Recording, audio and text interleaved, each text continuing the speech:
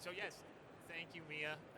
We're excited that we have three distinct viewpoints today: hardware manufacturer, fleet provider, and a level 2 CPO that Monta we're excited to be working with recently, EnviroSpark. So I'll start with you, Andrew.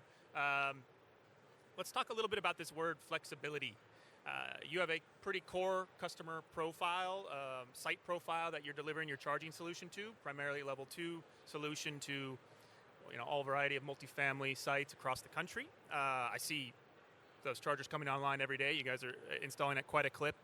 But how are you remaining flexible in terms of maybe other site hosts that you are going after? And how are you directing your biz dev team on a daily basis? Can you say yes to everybody? Is there anybody that you have to say no to when they come in that you maybe can't be as flexible as you want to? Sure.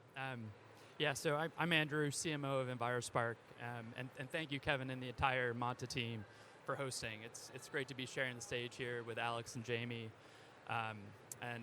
Unfortunately, I'm filling in for our CEO, Frank Woodling. He had a death in the family this week, and so I've come to this a bit late, so apologies in advance for some prepared comments. But you asked about flexibility. On flexibility, you're absolutely right. We do focus on multifamily, where we're seeing chargers light up on the Monta hub every day across the country. 80% of charging is done at home, and 30% of Americans live in multifamily, and because of that, multifamily is a core focus for us. As a company, we do tend to be selective, or let's say, disciplined, about the site hosts that we bring on to our fully funded EnviroSpark model. That's where we oftentimes fully fund both the infrastructure, the conduit, the wire, as well as the charging stations themselves. And even layer in subsidies like DTE here in Michigan and Georgia Power in our home state of Georgia. This helps keep our network high quality and scalable. But flexibility is key to our growth. If a project doesn't quite fit our funded model, we don't walk away. We will still do the design and build work, but the site host covers the installation, the chargers, the hardware, the software, the ongoing maintenance costs, etc. So it's a host-paid model that helps us say yes to a broader range of opportunities without diluting our core network. On your question around directing the biz dev team, we of course empower them to focus on multifamily, but also scout aggressively across other segments that are viable and likely to generate revenue. Can we say yes to everyone? Not quite. No. We have to say no when a site doesn't pencil out logistically or financially. But we almost always say yes to design and build work. And we do work for Tesla, Shell, M&H, Iona, to name a few. And this approach has helped us build over 10,000 stations nationwide in 40 states over the last 10 years. And we're very excited to be expanding with folks like Monta, and thank you for the great question. Excellent, thank you. Alex, let's talk about the hardware space a little bit. I've been to a few of these events now in the last couple of years, here at Move, EVCS, other events, and everyone's kind of looking around a little bit, and they're like, who's going to be here next year, right? It's kind of shaken out. Not everybody can survive. XCharge is a strong player in this space, and obviously one that's surviving and thriving right now. How do you guys think about flexibility or the shakeout a little bit, right? And be ensuring that you are one of the hardware players that is, going to get through this moment right now. Yeah. I have to pay homage. Thank you, Monta, Kevin. Thank you for inviting me to participate on the panel. Great to be alongside Jamie and Andrew here. It's been difficult for a lot of players. We see people come and go every year. What is the darling child this year is maybe not the darling child next year. New technologies are coming in and out all the time. What's afforded us the opportunity to really stick to what we do and believe in what we do? We've been in the business for about a decade. We've gone through a couple market cycles, both in APAC and in Europe. We've seen the way that this kind of ebbs and flows over the time. The charging business in any market is not ever always going to be at its high point. There will be lows, and there will be points of growth within those lows when you have the capex and the ability to go and deploy the capital in creative ways during that point in time, so that in the long run you are growing, right? We saw it with, if you think back to the recession or the housing crisis, those that made it out on the other side were those that were and had the opportunity to buy property, to buy under valued assets. It's not too dissimilar within the context of EV charging in that way. So when we think about how these shakeouts come and go, hardware manufacturing, absolutely tough. It's a very capital intensive business. Many players that come in from Europe and abroad, don't know what it takes to meet the unique fit of the US market. We have a different electrical grid. Power electronics interact differently with the way that we run on the grid. There are different components that need to be recertified or changed around to fit UL conformance or other standards that we have here in the US, and that's just the nature of the beast, but you have to be able to be there. The way for most companies to survive is really for them to think about how they're empowering their customers, their businesses to succeed and drive revenue in the long run. And the only way to do that is consistent uptime, working through problems. Problems will come up. How do you work through those efficiently and create a viable opportunity in the future? And then creating new capital platforms to empower them to go in and deploy hardware. We just put out an announcement about a new financing solution that we're offering for customers, whereby if you're a landowner, you can go and deploy a C6 for as little as $800 a month on that. And that spread and gap of what you could make on that hardware is going to make up the gap and be able to pay for the leasing and then be able to carry that forward as well. So something we're super excited about and hoping to get more in the front for different customers of different sorts so that we can help close the gap a little bit more on that front. Jamie. So there's kind of the shakeout is sort of happening in the fleet space a little bit. Was a lot of hype, a lot of energy around it, especially on the West Coast as it relates to certain regulations or incentives out there. They're still in place in some places, but there are quite a few companies, yourself, there's some other big names that are here that are putting in place these solutions and these big expensive sites that are going in, these multi-fleet depots and everything. These are major investments to undertake. These sites, they were selected years ago. They take a year to put in. So you're not necessarily thinking in monthly or quarterly, maybe, well, I'm sure you are to some extent, but you're thinking long term, right? And I know you just had your first site open in Riverside, is that correct? That's right. How do you kind of stay focused on your long-term goals amidst this shakeout that's kind of taking place and maybe an uneven regulatory environment? Definitely a lot of headwinds and many tailwinds at times. So I'm Jamie Miller from Gateway Fleets. Thank you for having us and incorporating us in this panel. So what we are doing right now is we have built a bundled lease plus charging solution for primarily service providers in the last mile and middle mile space. We're working largely around 2 major FedEx stations with their last mile operators. So there's a lot of things that are going on in the space, particularly in California and Riverside, where obviously, as you mentioned, there's vouchers and incentive programs that they're working and then they're not working and they're stalled, and so I would say my commentary to that is we have to look at longer term. The incentives will get you started, but the incentives cannot be the thesis for the operation long term. So we're really anchored in how do we make sure the TCO works for the customer. If it doesn't work and it doesn't pencil for the customer, we're talking operators that have very small margins that are not going to go out and build their own infrastructure for a small to mid-sized fleet. They're looking to either, in this case, us to help them, or they're looking to FedEx to help sponsor that. It's huge CapEx. So for delivery businesses, I came from the Amazon world. Some businesses are totally fine to outlay that cash. Others, it's not their core business model. So for us, it's what does our customer need both now and long term? How can we sort of leg into this and scale with them, and what's the point at which we can make it the most cost effective now as well as in the future for them? So there's a lot to think about. You have a lot more sites in the pipeline too? Heck yeah. Yeah. Andrew, as a CPO, scale is everything, right? And it's going to give you or anybody the best chance to survive this shakeout. And I think you recently surpassed the 2,500 connected charger number, which is great. Congratulations. I think you have another 1,000 contracted, if not more. Is survivability as simple as that, where you need to get the next 1,000 and the next 1,000, in place, installed, and then you have 5,000, and you're now a 5,000 charger CPO, and then the 10,000. So you can be kind of at the top of the pile in the next 2, 3, 5 years, and be one of the ones that maybe others can consolidate around. Is it that simple, or is there more to it? Yeah, so scale is indeed a massive piece of the puzzle. And I'm thrilled to share that EnviroSpark has hit that 2,500 mark, energized with 1,000 coming online soon.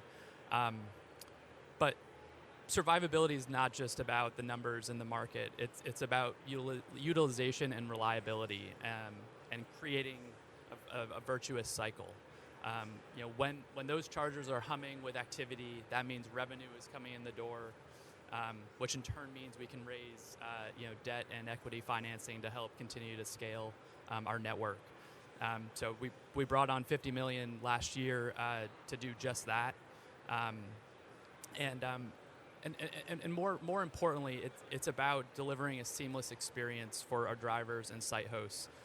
Our new partnership with Monta is a game changer here. Their platform ensures our chargers are user friendly and reliable, which creates repeat usage and word of mouth buzz. So this, as many of you know, this industry thrives on reputation. When drivers and site hosts are happy, they talk to each other, and that very much propels our growth. On top of that, our dual business model gives us an edge. While we're deploying this capital to scale our network, our construction business, our design build business, generates immediate cash flow, by building chargers for other networks. So this keeps us nimble and financially resilient. And so, to your question, to survive, and lead, we focus on a product that works, chargers that are online and well maintained, meeting the needs of both site hosts and drivers. For us, it's not just about hitting 5,000 or 10,000 chargers. It's about making sure every one of those is delivering value, and that's how we position EnviroSpark to not just survive, but stay at the top of the pile. Excellent. Alex, back to you. You're talking about providing that service and the quality and the maintenance and everything. Andrew was saying there's sometimes they have to say no, and from a hardware point of view, as you're looking at surveying the landscape, and you're providing capital options for them, but also you don't want these to be stranded assets either, right? Because so say you sell to a site host or something, but they don't know how to maintain it, they don't know what to do. You want to be selling to the leading operators, right? So do you have kind of a criteria that you use to really like who you're going after? We know the biggest names, right? But are you able to say yes to everybody? And you want to make sure I'm selling. XCharge units are used by the top operators out there that are servicing it. They're providing an awesome charging experience for drivers across the country. We assist our customers with their servicing plans in any capacity, or scale that however they need. But to your question of, are there some folks that through conversation it maybe isn't the best fit? Absolutely. I pride ourselves on being probably one of the few companies that will turn away customers for the fact of not understanding what they're asking or the questions that they're gearing towards, nor listening to the input or the advice that we maybe have in the situation. And that comes down to everything from site design all the way up to the actual mechanism by which the charger is working, what their expectations are in terms of charge speed for the vehicles that they're taking on, and everything in between. It's a big piece for us. We want chargers performing and our customers making money or decreasing OpEx over the long run, and that doesn't happen when you have stranded assets. It doesn't happen when the asset is, very hard to get to, is inaccessible based off of the site design, has any litany of issues, or just that the operator doesn't understand what they need to do personally to help empower that. obviously we provide the hardware, we provide the service, we provide in onboard software, but we also like partnering with third-party software such as Monta and other companies. And Jamie can also attest to this of as far as our team being on site to solve those issues to make sure. They're on site this week. And yeah, we have which has been great because I think everybody here, we're all relatively new to this. Nobody's an expert in this, and I think that understanding that you have a partner that can learn on the fly with you. All of these sites are not, it's not cookie cutter sites. They're all snowflakes. And so we have to have people who understand and are experts in the field and can roll with the punches. And that's how we're building, is that we have to learn on the fly, and these guys have been great to partner with. It's been massive on that front. So we just want to keep assets up and running.